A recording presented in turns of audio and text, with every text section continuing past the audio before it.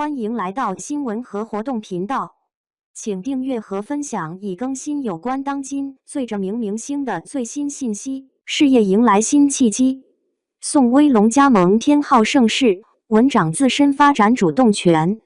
穿着3年前的旧西装去走红毯，对娱乐圈的年轻男明星来说，跟当众裸奔没啥区别。但前2年，宋威龙就是这么硬挺过来的。2026年3月28日，天浩盛世官宣宋威龙加盟。消息一出，圈里圈外都挺震动。内行人看门道，这根本不是什么普通的跳槽换东家。宋威龙这次拿到的是个人专属团队加项目决策自主权的顶配权限。天浩盛世什么背景？2024年底，阿里影业砸钱控股了51%，妥妥的阿里系正规军。陈飞宇、戚薇都在这儿。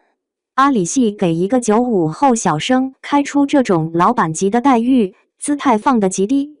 公司出平台，给优酷的 S 加级资源，给商务全链路支持。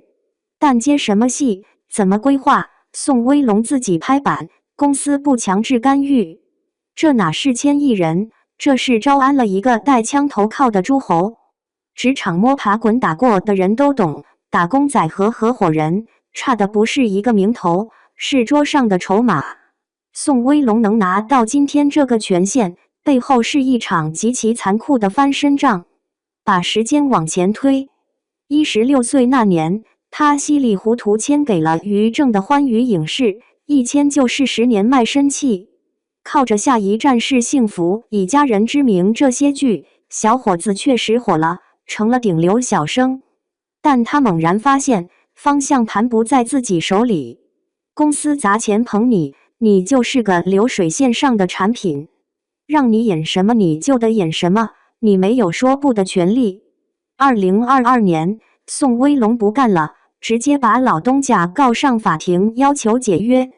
年轻人敢跟大老板掀桌子，代价极其惨痛。随之而来的就是漫长的雪藏。超过5个月没进组拍戏，微博热度掉成黄 V。前老板在直播里轻飘飘来一句没雪藏，是他自己不接戏。这话听听就算了，圈子里谁不知道，没公司托底，你连个商务对接都找不着门。那段时间，他出席活动借不到像样的新款高定，只能穿着旧西装走过场。粉丝看着心疼，但现实就是这么冰冷。没背景没靠山，资本圈根本懒得搭理你。一直熬到2024年初，终于发声明彻底脱离欢娱，成了个没有底薪的个体户。个体户的日子不好过，啥都得自己扛。他咬着牙默默进组，拍7根新剪，拍野狗骨头。他想转型，想摆脱那个只会谈恋爱的漂亮木偶形象。转机永远靠的是硬业绩。命运的齿轮在2025年底转动了。顾漫小说改编的《骄阳似我》开播。说实话，这部剧在网上的口碑2极分化的厉害。宋威龙演个神经外科医生转行的光伏精英，骂他演技差的人铺天盖地，说他在关键情绪戏里眼神空洞，面无表情。豆瓣开分只有惨不忍睹的4.2分。但你猜怎么着？资本根本不在乎豆瓣评分，投资人只看报表数据。这部剧在腾讯视频的热度峰值直接突破24000，刷新了平台全年的现偶剧纪录。剧播了1个月 ，OLAY、MLVA 这些牌子就上赶着送代言，1个月新增至少3个大商务。在娱乐圈，你有争议说明你有热度，你能带货，你就是大爷。天浩盛世背后的阿里系看重的就是他这种能扛起大项目基本盘，能迅速变现的能力。阿里影业不缺钱，缺的是能把钱变成更多钱的头部活水。而宋威龙缺的是一个能让他安安稳稳挑剧本，不用再为鸡毛蒜皮的商务对接扯皮的庞大后台。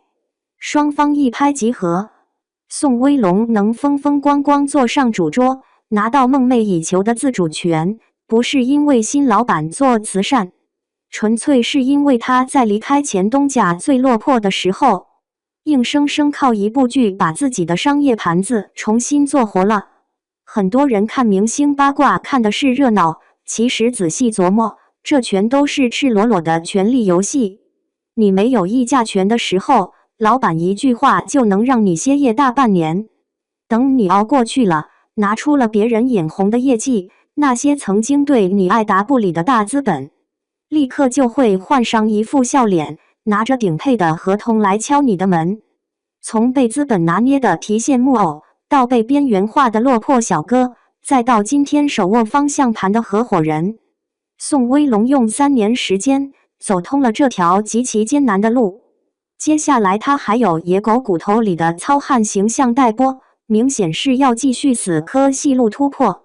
只是有一点，现在他拿到了绝对的自主权，好剧本随便挑，核心团队自己建，权力有了，风险也全落在自己头上了。以后要是戏再演砸了，可就没法把锅甩给都是公司逼我接的烂剧了。在这个知认结果的名利场里，靠红利换来的特权，能撑起多大的野心？